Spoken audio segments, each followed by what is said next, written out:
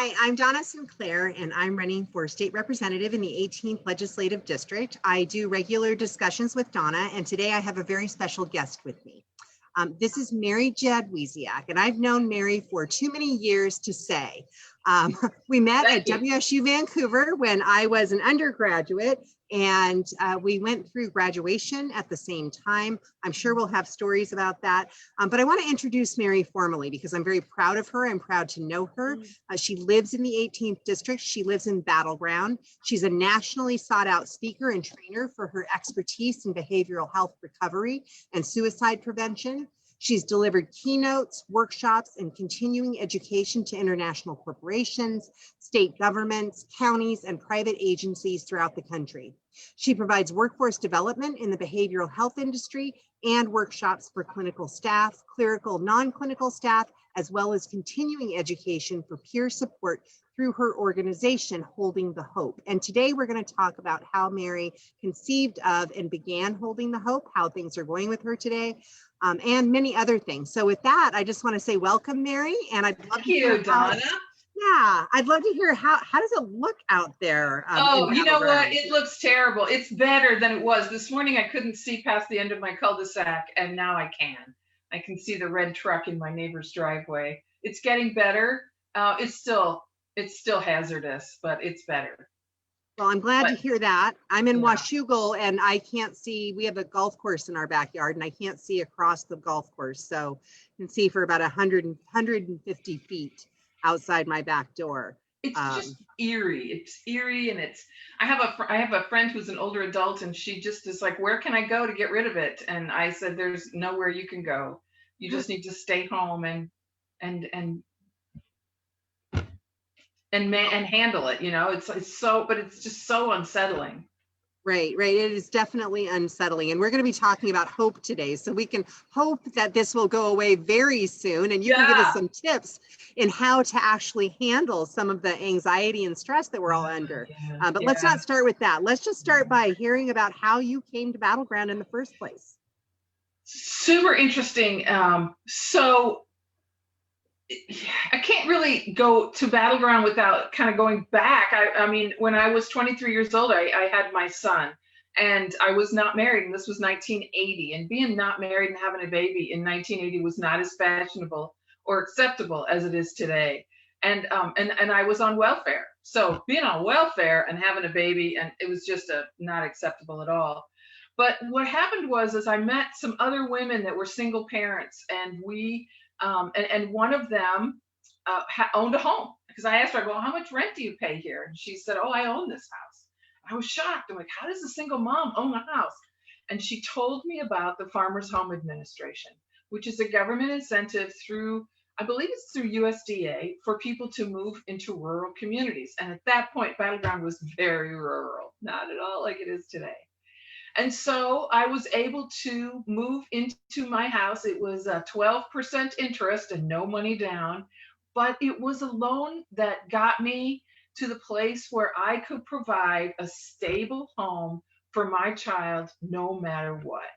And so once I refinanced, I had to pay all that back, and I was happy to do it, because with that loan, I was able to go through college where we met, because this particular loan, my income, my house payments were based on my income. It was a sliding scale house payment.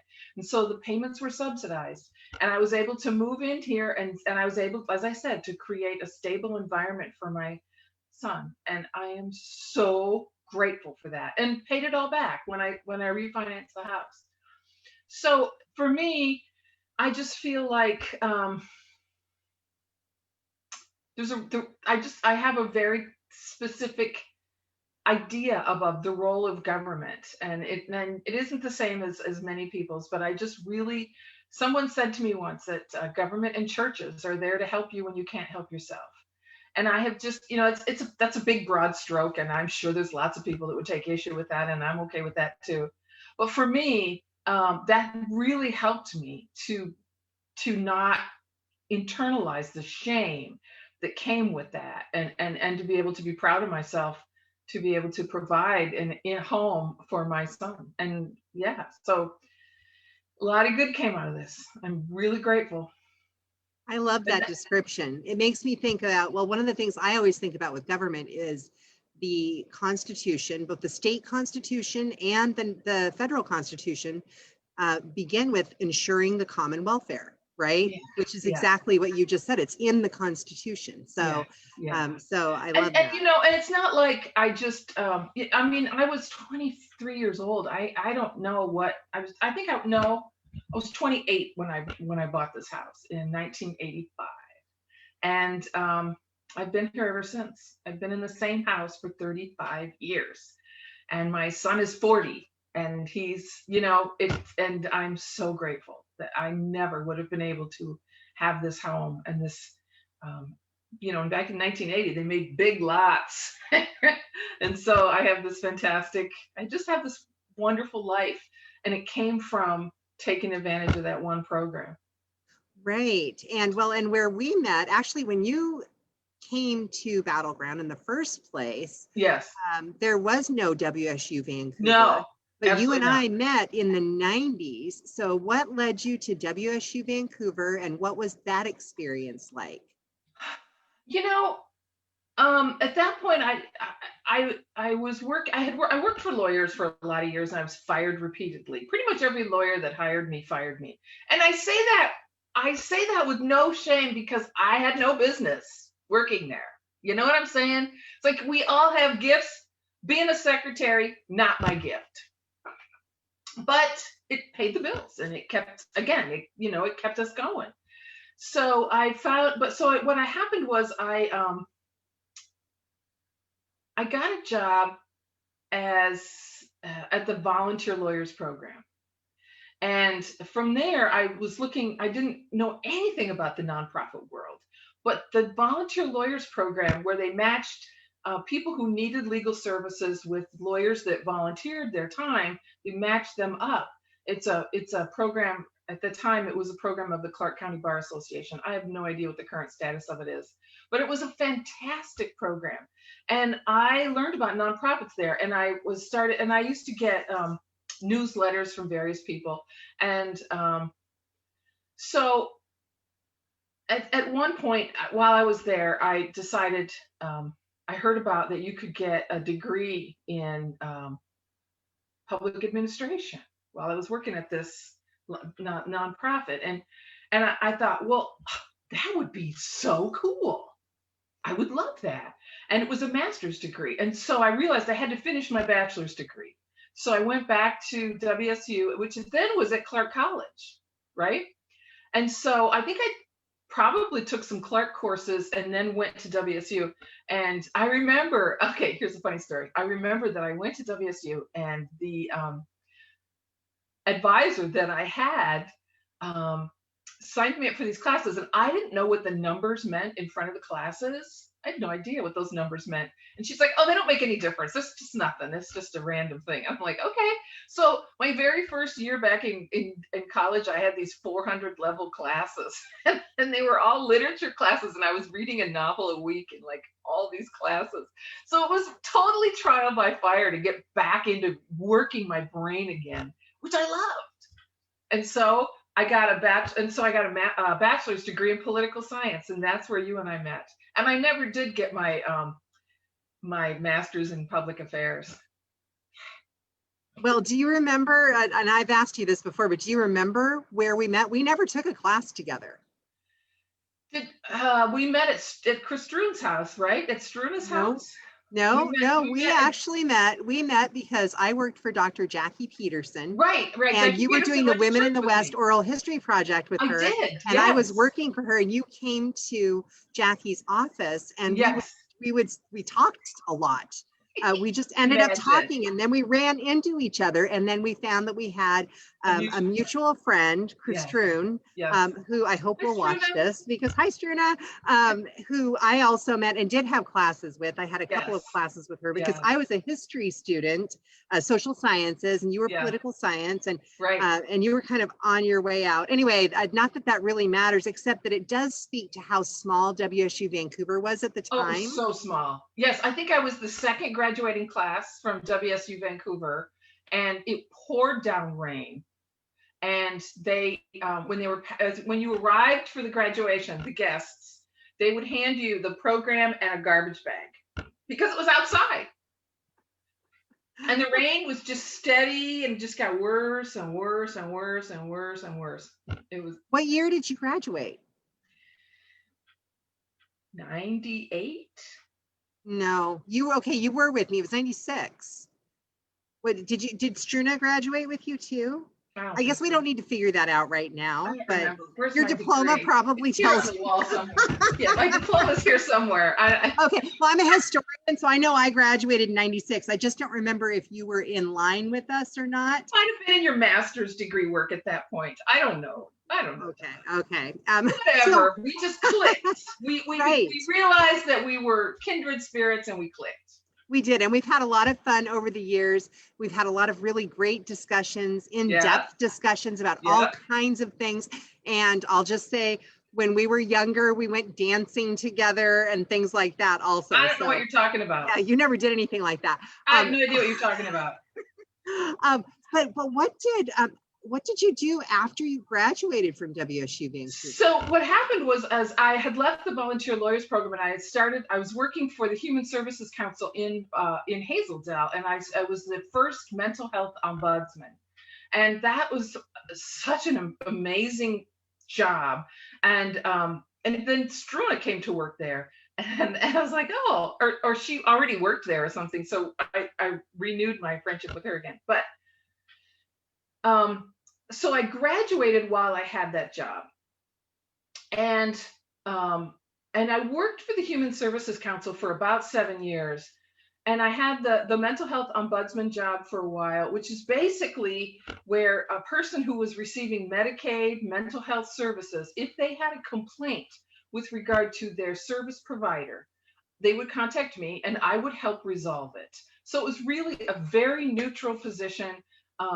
It was an amazing job, and it really exposed me and was my first initiation into mental health services.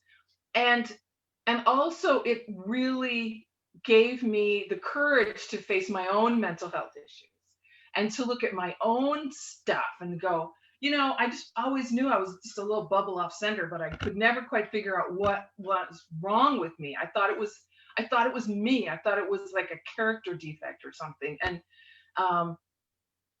And so that group of people, again, right? The people that you meet and associate with, and I heard these stories, and I was able to hear my story in their story.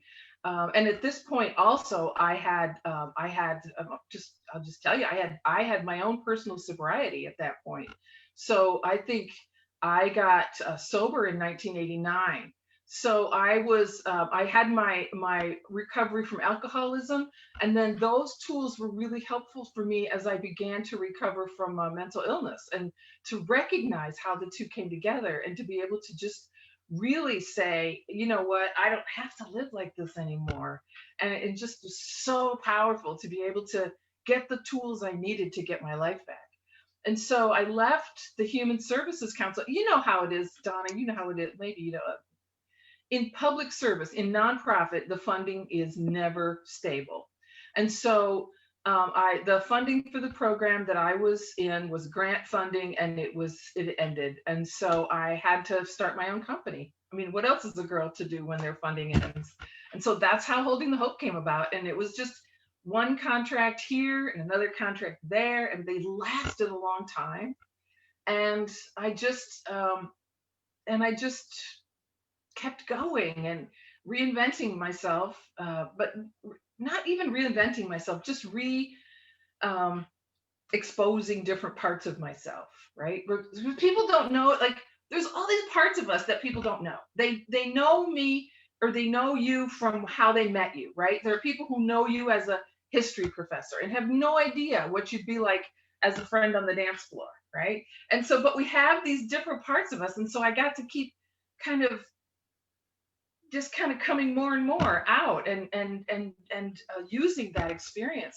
And now it's my life's passion, is to advocate for other people and to really just talk about mental health and recovery from a place of despair to recovery from a place of isolation and poverty. And these are, these are all things in my life that I've overcome, and they've all things that have really influenced who I am and how I walk in the world and what I offer to my clients. So That's a lot more than you asked, but no, that's it's all good. That's actually connected, really you good. know? Let's go back to when you were working as an ombudsman, and Yeah. then, as you said, when it comes to nonprofits in that world, I've actually been in that world too, and so my job history has been both exciting and unstable at times because I've always juggled several different I jobs. think excitement and instability go hand in hand. That's probably true.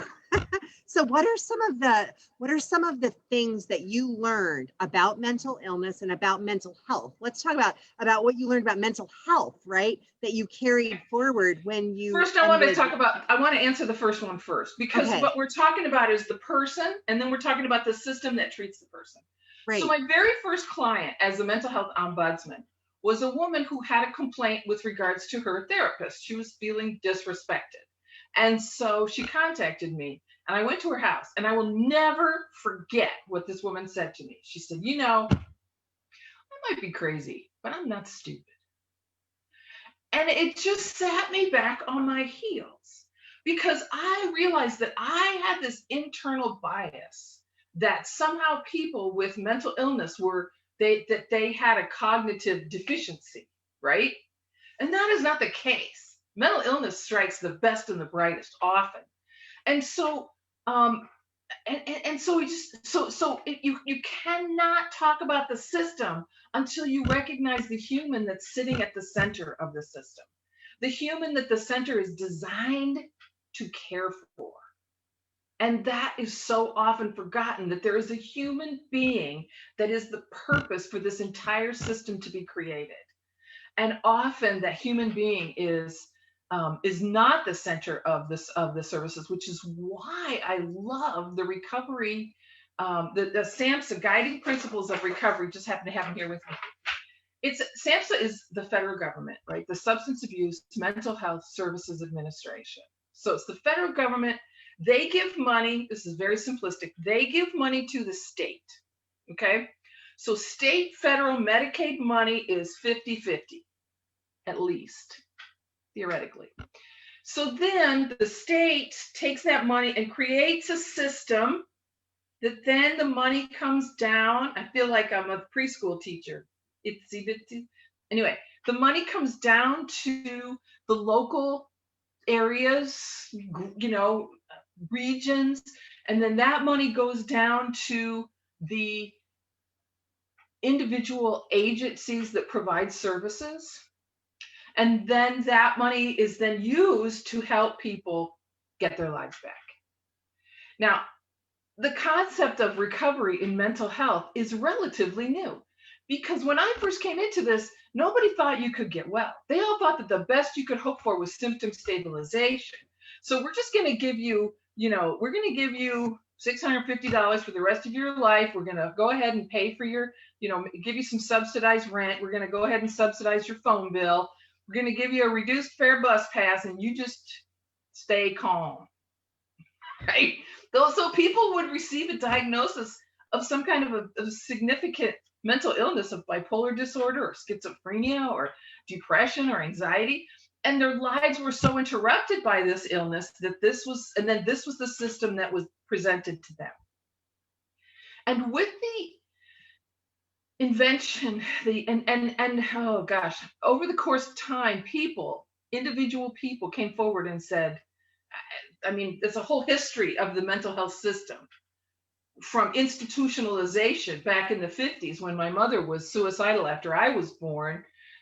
The institutionalization that was available then, the only thing available for her was inpatient, right? And a caring doctor who gave her B12 shots and helped her.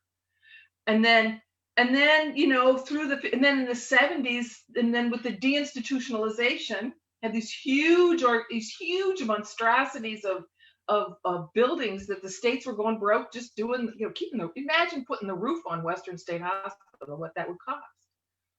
So with Medicaid that came out during the Johnson administration, War on Poverty, this whole concept of treating people in the community. And the states realized they could get this big pot of federal money, but the people had to be living in the community. Thus, the community mental health system was created. And it was not good at first. It was very bumpy. I mean, people were just dumped out of institutions, just discharged into empty fields, discharged onto your parents' couch, just homeless. It was not a good transition. But the community mental health centers stepped up and really did the best they could. But it's all based on a medical model of we're the psychiatrists, we're the doctors, we're the counselors, we know what's best for you. And as people came out of the hospital and began to have to fend for themselves, they realized that, they knew a little bit about what they needed for themselves, right? Because they might be crazy, but they're not stupid. And so the people began to realize that when I have a job, I feel better. When I have a stable place to live, I feel better. When I have people around me that support me, that give me, that have been through similar situations I've been through and can help me, I feel better. I get my life back. It might not look like I thought it was going to, but I get my life back. I don't have to just hope for symptom stabilization. I can learn how to deal with my symptoms and I can get my life back. And that's a whole new ball game, right? And that's what I love. Obviously, you can tell I'm on fire with that. And that's where the SAMHSA guiding principles of recovery come in, right? Where you've got, recovery emerges from hope. It's person driven. It's not person advised. Right? The person receiving services, they're the ones in charge. That's all. They get to say yes, please. They get to say no, thank you. It occurs via many pathways. None of us get well the same way. We could have the exact same diagnosis, but because of the trauma history that we all have, that's different, because of the cultural and social backgrounds that we bring to our lives, because of the current situations that we're in, the advantages as we've had, the disadvantages we've had, the opportunities that we've experienced, we all have different pathways that reach recovery. And then, supported through relationships, I could go on, Donna, I'm sorry. I just launched into a complete training on mental health recovery. But then what happened? But wait, there's more, right? Because now with the Affordable Care Act came the concept of, wait a minute, people are not just, okay. So again, you wanted to talk about the system. We're talking about the system, right? The funding for the system. The feds are involved. They got lots of rules. They had lots of rules, and the state had lots of rules. So then the Affordable Care Act comes through and says, now wait a minute, people, and the money for Medicaid mental health services in Washington state was what was called a carve out. So that money was completely separate from all other Medicaid. You could go to the doctor for a broken leg with your medical coupon, and that would be great. But your mental health services was paid for from a completely different set of money. So with the Affordable Care Act, that money became integrated. And eventually the services became integrated. There used to be an entirely different set of rules for people that were an entirely different set of rules for people that were receiving services for substance use disorder versus people that were receiving rules for mental health services. So they could be in the same building, but they'd have two separate waiting rooms, two separate files. And with the Affordable Care Act and lots of work by a lot of good people in Washington state, and I don't know about other states, but they were able to integrate those, and that became integration. And then they went to a fully integrated model where the money that paid for those services then became, now we're going to integrate your body with your mind. What? So now the monies, the funding flows for individual human beings 100%. Theoretically, it's all still working out. But as of January 1st, I think it was 2019, every place in the state was fully integrated. And Clark County went early. They were an early adopter. Now, I am sure there are people out there who are saying, she got all the details wrong. And I probably did. But you get the sense. Federal money, lots and lots of details, lots of rules and regulations that if you violate, even by accident, you can be arrested for fraud. So imagine you're a therapist, you're trying to give services, you work for a local mental health agency, and suddenly the agency is exhibiting a fraud investigation. That's a lot of money, really into it. So it's just a really interesting time that we're in with all of this, all this changes. And then you got physicians who have never had to treat anybody with mental illness before. Suddenly you got a primary care physician who is in charge of somebody with a significant mental illness, and they're like, I don't know how to do this. Right? So they're having to coordinate with the mental health community, and the medical community are all having to coordinate. And so we're talking about coordinated care. yeah, and that's part of the requirement. It makes me wonder about the local control piece, because the first model that you're talking about, you can see how as the money filters down, there's local control. It varied like all over the yes, place, there was right? lots of local control. And so how have you watched that shift? So here's the thing, is once I started Holding the Hope 15 years ago, I really was no longer that much entrenched in the everyday working world of Medicaid mental health services. There are still local control, but now the local control are large insurance companies. Okay, so those insurance companies, and I call them that, and they call themselves something I can't remember. I should know this. Okay. I'll remember it halfway through the next sentence.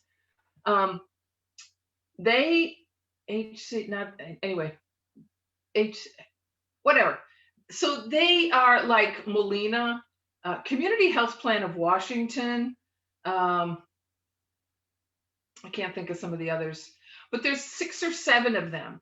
And what happened was that they bid. The local people would say, okay, and they would open it up, and then there was a bidding process. So the local people, I know not who, but local entities, local administrators, local government officials would select the winner for that area.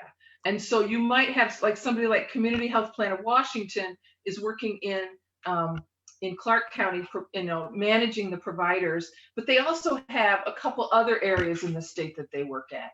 The same with Molina.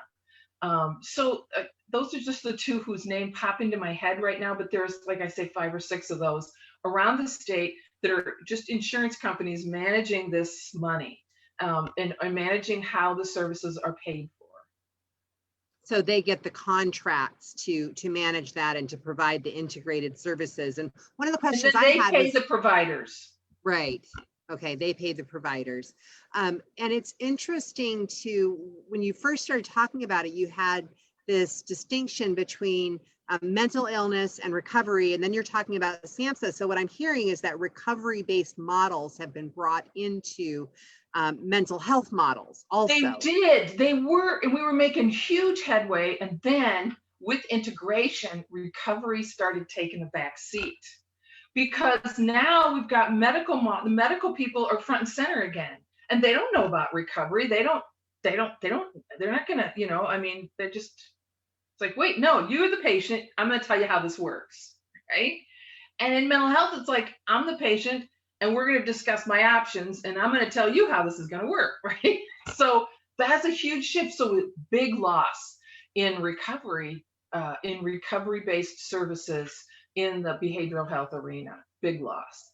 And so we're trying to get that back. But here's the thing, Donna, and you sent me the things we were going to talk about, and that's that list of questions, and I don't know if we've hit any of them. Okay, we're just talking. Don't worry about that anymore. One of them was, what do you want me to do as a legislator? How can I help?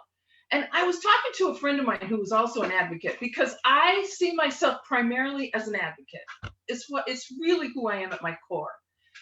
And I was talking to one of my fellow advocates, and I go, we used to be invited to the table all the time. Anytime that the state behavioral health, at that point it was called the Mental Health Division, and now it's called the Division of Behavioral Health and Recovery. And I said, we used to be, anytime they made any kind of a decision, they invited people to the table. They paid for you to come up. If you needed a hotel room, they got it for you. You attended a meeting, your voice was heard. I mean, I can't even tell you how many of those meetings I went to. And it really changed the face of the decisions they were made. So I'm talking to my friend, I was like, we never get invited to the table anymore. And he said, Mary, the tables are gone. And I just sat back in my chair and I realized he was right. Because when the healthcare authority came into, I'm going to say power, but that's the wrong word. When they came into fruition, they were created and they took over the mental, they took over everything. It was a transition from DSHS to the healthcare authority. And the voice of the people, right? The person-driven concept was completely lost. So now we're just annoying to them. We're just these buzzing flies. Who are these people and why do they keep wanting to come in here and tell us how to do our jobs? On some degree, I get it. But on another degree, I'm like, you don't understand. You don't, they say they're recovery based, but they're really not. They just aren't. So it hurts my heart as an advocate to see the ground we've lost. But at the same time, to know that this is the way it goes. This is how government works. That if you look at mental health services, what used to be new, right, is now it's not new. So yeah, anytime people will bring forward a new and improved treatment, and I just look at it and I go, oh, that's from the 70s or the 80s or the 90s. They bring it in, they repackage it, and they And so what would it look like? What would it look like to have this recovery-based model as an integrated part of something that has to do with the healthcare authority? It would be so epic, right? What if everybody understood that they had a role in recovery and they knew what it was? Let's say you walked into your local mental health agency and 100% of the people that you encountered, whether it was the receptionist, the therapist, the CEO, or the janitor, all gave you a message of hope and encouragement. I mean, can you imagine, right? As opposed to, you walk in and there are people who are kind of like, next, instead of, oh my gosh, we're so glad you're here. We're so glad you're here. We're going to do everything we can to help you get your life back. What a different message. And that's on the local level. On a state level, so I'll just give you one small instance. My company used to do continuing education for peers. And for whatever reason, I'm not even going to use that as an example.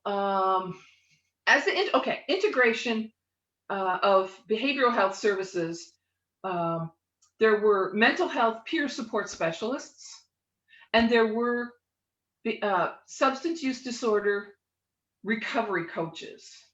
Okay, so when we integrated the services, we had these two jobs, two positions that did pretty much the same thing, except this one was certified and was Medicaid eligible. Very important, right? They had billing codes. So this one got paid for, this one did not, because didn't have any billing codes. So we had to do a bridge to make sure that these people could bill. They had the codes they needed, they could draw down Medicaid funding. Okay. And so the state created a training to be able, they called it a bridge training, to bring these people over. And then now we're all happy, we're all certified, we all can bill, we can get our jobs, and we can do our charting, we can, and our bosses and our agencies can bill for it, which is fantastic, because then that's how the doors stay open. So my friend who does a lot of these trainings said to me, well, I guess they aren't going to do any more bridge trainings. And I'm like, they aren't going to do any more bridge trainings. They're just, because for whatever reason, they decided that they weren't going to do any more bridge trainings. Obviously, these people were probably just coming up and getting trained. So they just didn't see the need for bridge trainings anymore. So my question is, this is a decision that would have had people like me at the table to say, well, how many people have been trained, and what's the process, and we would have been involved in that decision. We would have been involved in all the information. We would have been a part of creating all of it, and but yet that decision was just kind of unilaterally made. We're not going to do any bridge trainings anymore. Okay, I'm sure there's a great reason behind it, Donna. I'm not saying it's a bad decision. I'm just saying that there was a time when advocates from across the state would have been involved in the development of that decision. And that is completely never happens anymore. So Well, that's what I really say. That's what when I say the tables are gone. The people that are in charge of making those decisions, there is no institutional memory of them inviting people from across the state in. They're like, why would we do that? So yeah, we got a lot of work to do. It's an interesting distinction, because So my certainly question for there's you still is, lobbyists, right? There's lobbyists who go to Olympia and they go for a day, and they they're there all day long, and they might get 15 or 20 minutes with each of their legislators, and Right. then that's it, which is very different than a bottoms up approach Right. where you have people who have the same interests, right? The same common goals come together from various avenues and say, how do we solve this problem? People who are directly affected by the decision you're going to make Right. are involved in the development of that decision. That's recovery based. It's as simple as that. So if you're not going to do that, a difference between bottoms up, right? People based, and right. systemically driven, based on a whole different Right. set of criteria. Right. A whole different set of criteria that I am sure are very valid. I'm sure they are, but it would be kind of nice to know what they are. So, it's like the medical model. Remember when it used to be where people would tell you that, like, the doctor would tell your husband that you were sick, but he wouldn't tell you because they didn't want to worry you, or whatever, right? Back in the day when, or they'd tell the wife, they'd tell the spouse of the sick person, they only got 3 weeks to live, but they wouldn't tell the sick person. And so then everybody is working on information that the sick person doesn't have. That's kind of what it's like. It's like, we don't have any idea why decisions are being made. We don't have any access to that decision, to that knowledge. We just know decisions are being made, and it feels really arbitrary, and it feels really disrespectful. But but then that's just one piece of it. And that's from my personal perspective as a long time advocate, and that's what I do. That's who I am. That's just how I perceive things. That's the lens that I look through the whole world at. Well, and you've done so what you're talking about is communication with stakeholders, right? Having stakeholder response and buy-in, and right. so let's go and back there to are starting advisory committees. There are now, it's all fallen to one advisory committee, the Behavioral Health Advisory Committee. And so, what used to be many committees is now one. And so it's just kind of a like, oh, you can just point to it and go, oh, we have that. So we don't need any of this other stuff. So talk about the beginning of Holding the Hope. It yes. was born out of this, what it is, what your mission is, because you're an advocate, right? So how do you interface? Because you've interfaced with state agencies and the federal government and county. You've interfaced with all of these agencies after leaving the Human Services Council. So talk about that. Well, it's all about relationships, isn't it? It's all about the people that you know, and when you know them, and everybody. Today's case manager is tomorrow's executive director. So as you know people, and they climb up through the ranks, and you can create relationships in places. And Washington is a very innovative state in that it really has been very effective in getting money that pays for transformation. So there's been lots of mental health transformation initiatives. And when Holding the Hope first started, I had a contract with NAMI to do some training with them. And then I got a contract with the Youth Suicide Prevention Program.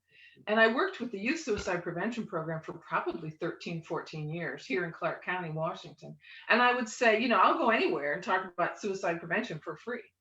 And so again, it was another, don't get me started, but another unilateral decision made internally by the Department of Health that money went elsewhere. So I have no idea where it went. I mean, there was, I'm sure, lots of politics. I mean, but here's the thing. There was some money that was set aside at one point, $1 million set aside for youth suicide prevention programs in this state. And over the course of time, it got whittled away and whittled away and whittled away and whittled away, and then just kind of dispersed. It's like, okay. So the question is, who made those decisions? I don't know. Right? I don't know who made those decisions. But if you ask them, what constituents did you talk to make those decisions, you get nowhere. So I stopped asking. So I had a contract for a long time with the Youth Suicide Prevention Program. And then I transitioned when the Youth Suicide Prevention funding stopped or whatever happened to it. I bid on a contract with the Department of Behavioral Health and Recovery to provide training. And that would be continuing education training for people that were trained to be certified peer counselors. And those people, and it's a completely wrong name because they don't do any counseling, but what they are is they're peer support. And they're like someone who has been through, like I have been through what you've been through. I have gotten myself to a level of recovery and I know how to do it. And I'm willing to walk with you while you do it. If you want advice, I'll give it to you. If you don't, I won't, but I can help you. I can just help you navigate the system that is so convoluted. I can help you navigate your illness. I can help identify tools for you. So those are peer counselors, certified peer counselors. Every state calls them something different, but more and more they are part of the state Medicaid plan for most people, most states around the country. So So the state paid 40 hours. A person, if you wanted to become a peer support specialist, you went to a 40-hour training.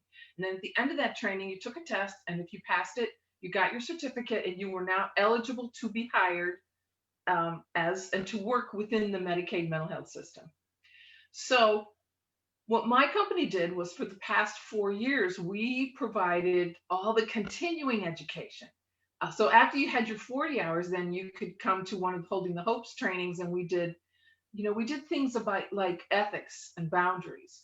We taught people about how to do documentation and how important that is.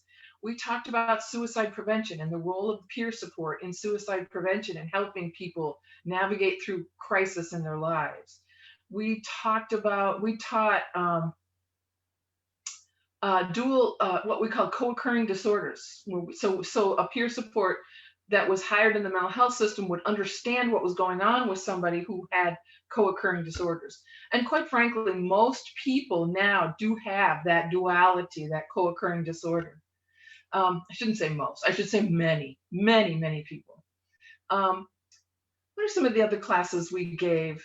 We did some culture and diversity to teach people how to be culturally aware and sensitive and humble when you come into relationship with somebody. We talked about, so anyway, you get the idea. We helped people become and be better employees. So that was fun. And then we also did a lot of wellness recovery action plan training, which is a very standardized training. It was owned by a company called the Copeland Center, and we had huge allies at the state that paid for that. So we did a lot of training for trainers for RAP trainings. So it was fantastic. I loved every minute of it. And that's one of the things you started doing is all of these workshops, right? I actually think I remember when you first started doing workshops. Yeah. And you're a very dynamic speaker and you have a knack for it. Well, when I was working as a mental health ombudsman, I would go into hospitals and I would tell people about their rights. I would I did rights trainings to inpatient and outpatient, and I did rights trainings all over the place because I wanted people to know they had rights. You have rights. And it was so fantastic. And my favorite stories. Do we have time for a story? Yeah, we're fine. We're fine. We're good. Okay. We have about 15 more minutes. Okay. I mean, we could wrap, we could talk a lot. I could skip that story. It's irrelevant. It's just a fun story about having an impact on a person's life by teaching them what their rights were, and worked out great. Well, it sounds like one of the things I'm hearing that is interesting. So I've never interviewed you before, right, Mary? I've known you No, and we talk about all kinds of things. yeah, And sometimes, I get little bits and pieces, but to hear the kind of integration of your career path, right? Coming yeah, back to being an ombudsman, because an yeah. ombudsman actually advocates for people, right? And when you talk about peer Well, support, it depends. A purist would say no. An ombudsman doesn't. An ombudsman just negotiates between the two. What I would do is I would I would bring a person in I would bring their provider in and I would sit in the room and they worked it out. And it was so powerful. I oh, just well, that's created a interesting. space for people to solve a problem. Okay, because my internal definition of ombudsman has to do with advocacy. A lot of people Um, think that. but Yeah, yeah, oh, that's interesting. So, yeah, but the peer-to-peer support as yeah, part of a recovery and behavioral health model really yes, does kind of come back around to some of that. So yes. we haven't even talked about suicide prevention, but let's talk about peer-to-peer support for just a moment and how that ties into the recovery model. Can you talk about that? The first time I heard about peer support was probably back in 1908. No. Um, let's see. I was working as 95, probably late 90s. First time I heard about peer support. And it was from my friend Tom Lane, who now works for Magellan Healthcare and has for 17 years as a peer. And he's high up and he helps develop policy. But anyway, so peer support is absolutely one of the founding concepts, or one of the most, I guess it's the most tangible concept, and it's the easiest to fund because ultimately it can become Medicaid billable, and it becomes a workforce development thing, right? So people in government look for stuff like, okay, how do we fund this? Oh, here, we have workforce development money.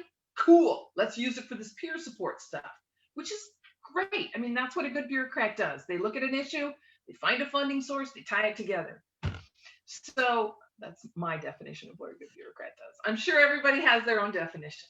But so peer support quickly became the golden child of the recovery movement. And people would go, oh, yes, we're recovery based. Look, we have peer support. And and what happened was peer support specialists began to be change agents within their mental health agencies, because there's a client in the break room, right? I have a whole workshop I call there's a client in the break room, and it's very unsettling for people. And so peer support, when it came forward, it was new, it was groundbreaking, and now it's fairly mainstream, and it's so powerful. And the secret weapon that peers can do that others cannot is client engagement. So they can go up to a person who wants nothing to do with the mental health system, because the mental health system has a history of abusiveness, because it's pretty top down and you can be forced into treatment, and there's lots of that. So somebody who's been really burned by the system, they don't care. They're not going to go for therapy. They don't care. So, but a peer support person can come alongside and say, listen, I've been there. I get it. How can I help? What can I do? Anything? You need some new shoes. I'll see what I can do. And and so they're really fantastic about engagement and bringing people in so that they can get the skills and the tools they need to then have a better life. It's just magic. I wrote an article for Mental Health Weekly called something about that. I should know these things, right? It was No, called it's Mental okay. Health. I often can't remember the name of my own Yeah, it was called, dissertation or the yeah. secret, kind of the secret recipe. Peer support is the client engagement, the magic bullet of it. Just really, especially in COVID-19, they were just able to really engage people when nobody wants to. When this was new, right? Just imagine 6 months ago, we didn't do any of this stuff, right? And so when you imagine you've got somebody who doesn't even have access to a computer, and all of a sudden you want to have a Zoom call with them, and they're like, what? So peers really were the magic solution, and they still are, as far as engaging people and helping them to connect with their services. Well, let's talk about COVID-19 now. That's one of the things that I had on my list, and how there's so many things I want to ask you. I could just interview you for hours, I'm sure. Okay, Um, part two. right. Or maybe we should have coffee. Well, we really can't do that. But so let's talk about COVID-19 Yeah. and how you see it affecting people, how it's affected your business and the work that you're doing, and just what are your thoughts on what's happening? That's the big open-ended question. So here's the thing. Through my life, I have had bad things happen. I have had good things happen. And I have my own depression, anxiety, trauma. I have my own issues that kind of just put a little frosting on the cake of life. And so COVID-19 came, and I have to tell you, Donna, I lost 100% of my clients. Yeah. That's awful. 100%. And so they started dropping off one at a time. And then finally I got a call from the state going, or not even a call, I got an email saying, oh yeah, by the way, we're not renewing your contract after June 30th. So I just remember an afternoon of laying my head on my kitchen table and crying really hard for a really long time, and being like, okay. But I never considered getting a job. Entrepreneurs are weird. We're just a weird people. When it comes to entrepreneurs, we don't give up. And so I never saw it as the demise of my company. Once I had a good cry and talked to some good close friends, I realized that I had enough money because COVID-19 had just wiped out all my expenses. I had zero travel. I had zero overhead. I mean, we were doing all of our trainings online. We fulfilled 100% of our contract deliverables, which shocked everybody, but I was like, I'm not leaving a dime on the table. So when it was all over and said and done with, I had a little bit of money left over, so I felt good. And I just pushed the reset button on my company. I called the Small Business Administration SCORE company, which is the free senior corps of retired executives. I was like, I need to talk to somebody. I'm starting over. And so I got this great guy, Larry, and we talked. I started meeting with my accountant and saying, all right, I want to do things different. And then Larry sent me an email that said this funding opened up. And so I applied for a Small Business Administration Economic Injury Disaster Loan. And I got it. And when the email came through that said the amount I had been approved for, I was stunned. It was 50% of my 2019 income. And so I was able to just not panic, right? I had enough money that I could breathe and I could pay my bills, and I still had a lot of debt. I paid down all of my debt, and I just said, all right, here we go. And I joined, I've been working with a business mentor, a group that I've been paying for over a year. And this person was that my mentor was starting a new program. She called it Confidently, and it was a boot camp, and it's 8 weeks of daily tasks. And it started August 1st, and it is kicking my butt. But every day I'm redesigning my company, and I'm creating a new program, and it's called Alignment. And it's all about helping provider agencies to come and provide services from the top down in alignment with recovery principles. So your board, your staff, your everybody, how do we create services that are in alignment with these guiding principles of recovery? And so I've created this whole program, and the first piece of it, it's a 3-month program. The first chunk of it is 3 months, but really what it comes down to is here's how I define recovery. If you can work, if you can love, if you can play, you're fine. Just go do stuff, right? And so for my company, I really took that. I was like so I kind of extrapolated that to purpose, relationships, and joy. And what alignment does is under each one of those things are many sub trainings and sub programs. But basically, the first step in the alignment process is we just kind of do an assessment of your agency. It's we use a Yale knowledge inventory scale. It's just a simple survey monkey email. And then we look at the culture of your company and how's the best way to make some changes. And we provide a customized plan to instill recovery principles into every single person who works at an agency, so that becomes the aligning factor of your agency. Right? That becomes the values. Everybody knows how to do this. So I'm just super excited because I tell you, Donna, what COVID-19 has done for me is it has forced me to face the truth that I always lied to myself and say, oh, nobody wants to buy that. And I never knew that to be the case, right? I didn't have the data. I just went for where the contracts were. And so what COVID-19 has said is there are no contracts anymore, Mary. What do you want to do? And so I've been able to create this program that I absolutely love and that I think is going to make a difference in the behavioral health industry and most importantly, in people's lives. And I'm going to be able to, COVID-19 has given me the opportunity to be able to launch this and to see if it'll work. If it doesn't work, okay, I'll do something else. But this is what I really love. This is where my heart is.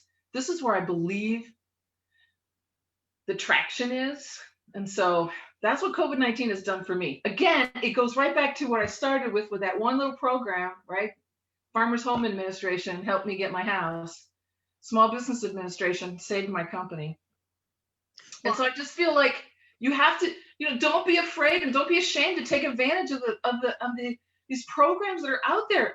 Sometimes people make it seem like, oh, only lazy people take that money. I'm like, no, man, I work harder than anybody I know. But you know what? This is the money that they just said, I didn't ask for this amount. I just filled out the form and sent it in. They told me what the amount was. So this is how much you need to get yourself started again, right? Or to keep things moving along. Yeah, saved my company. Yeah.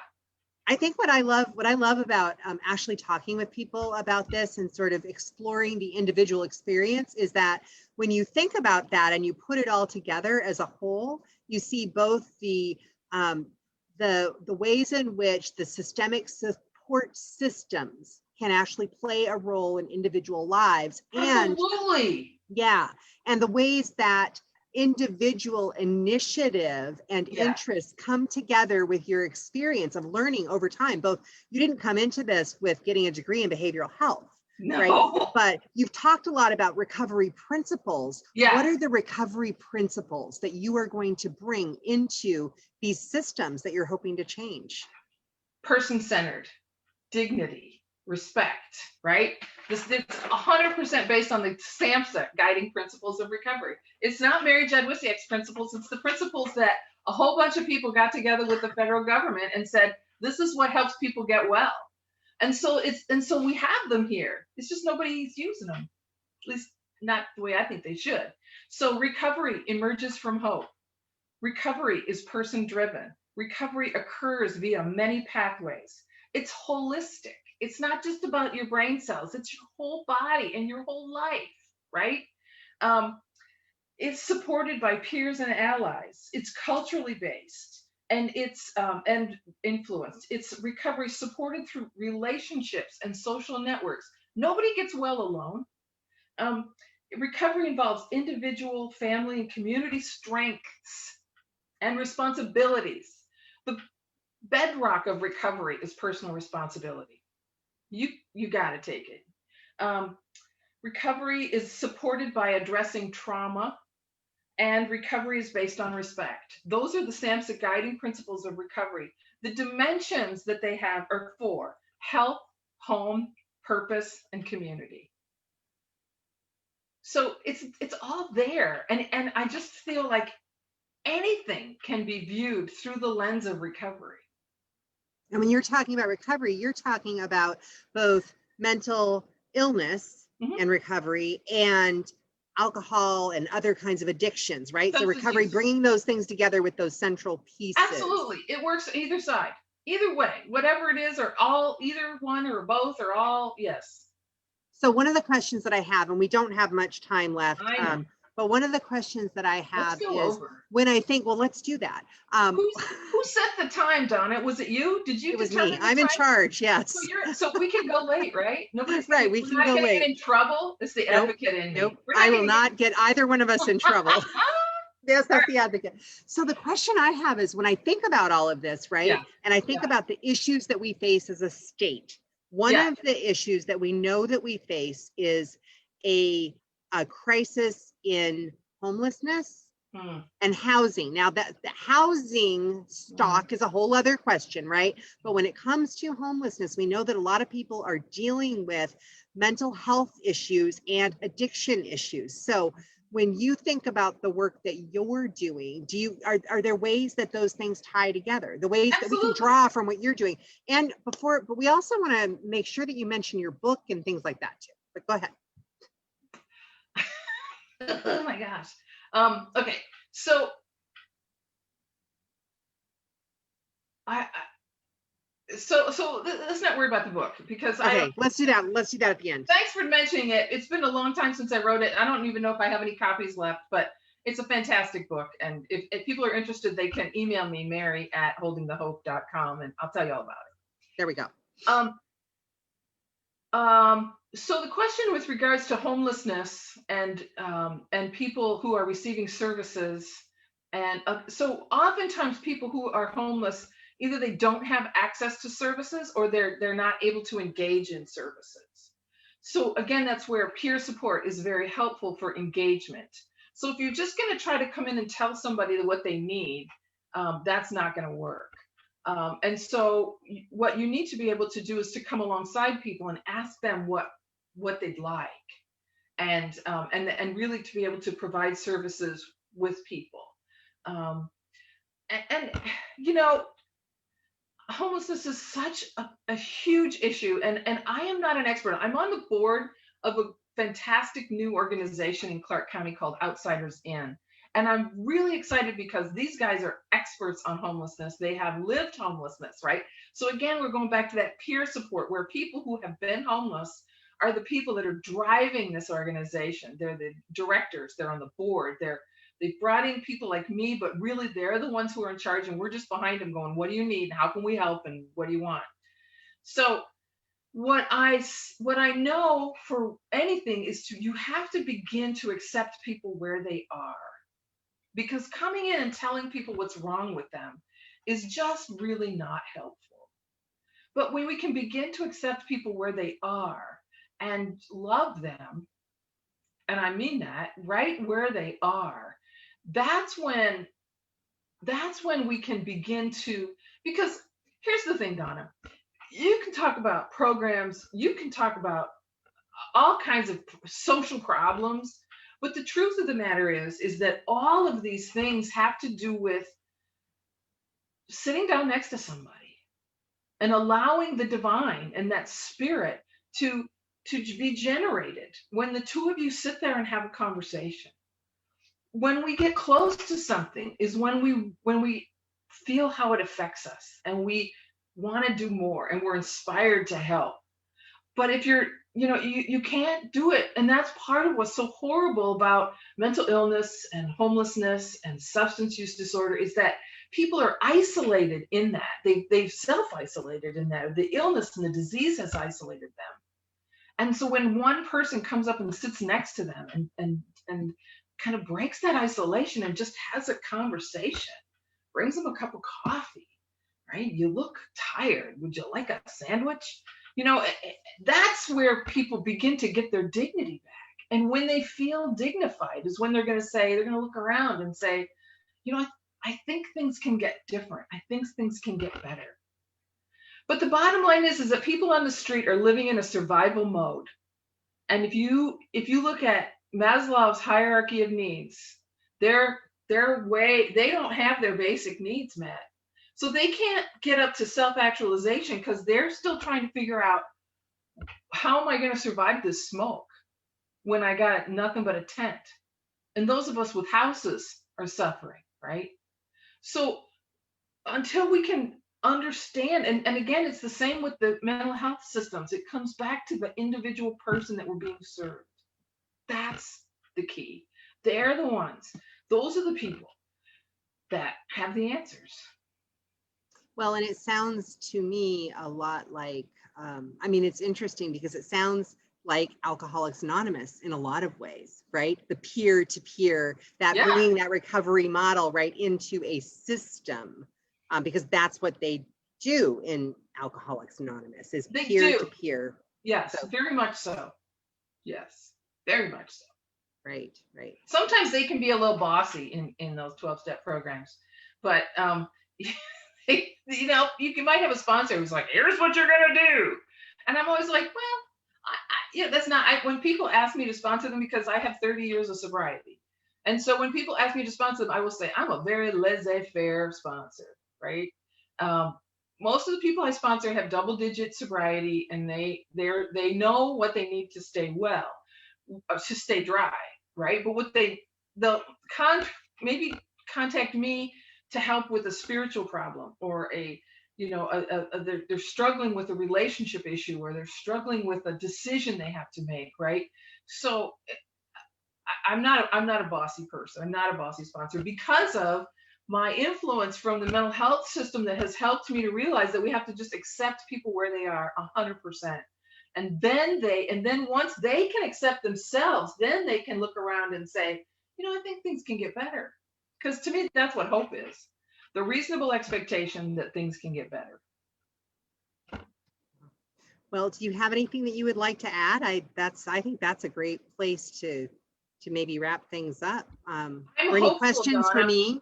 I'm hopeful for you. I'm hopeful for you as you run to represent the 18th district. I'm hopeful that you're going to bring this sense that you have of people and recovery and caring. And it's not, I mean, yes, it's about policy, but just remember that every policy that you're doing it for an individual.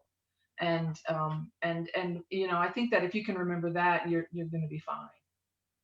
Thank you, Mary. I like the idea of putting tables in place, right? And bringing people to those tables. I like that analogy. I think it's really useful. So thank you for that. I'll carry that with back. me. We'll take a card table at this point. Even a few chairs in a circle. I'm good with that too. Yeah. Well, thank you so much. I'm going to go ahead and end our live stream, and I really appreciate this. Was really fun. Goodbye, everybody. Mary at holdingthehope.com. Please feel free to contact me with any questions. He's a good person to contact.